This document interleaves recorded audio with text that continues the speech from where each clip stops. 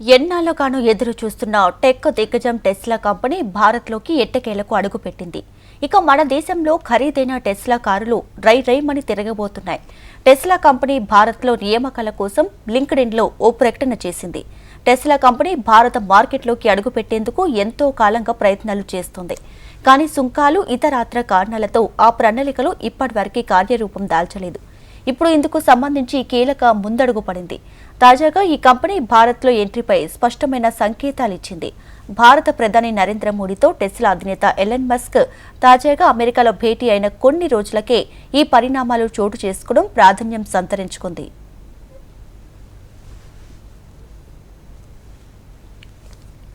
Tesla company మన దేశంలో customer related back end job సహా 13 ఉద్యోగాల భర్తీకి అభ్యర్థులు కావాలంటూ తమ లింక్డ్ఇన్ పేజీలో ఓ ప్రకటన చేసింది.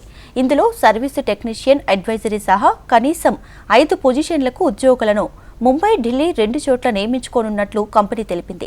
ఇక customer engagement manager, delivery operations specialist వంటి ఉద్యోగులను కేవలం ముంబై కేంద్రంగా తీసుకోనున్నట్లు తెలిపింది.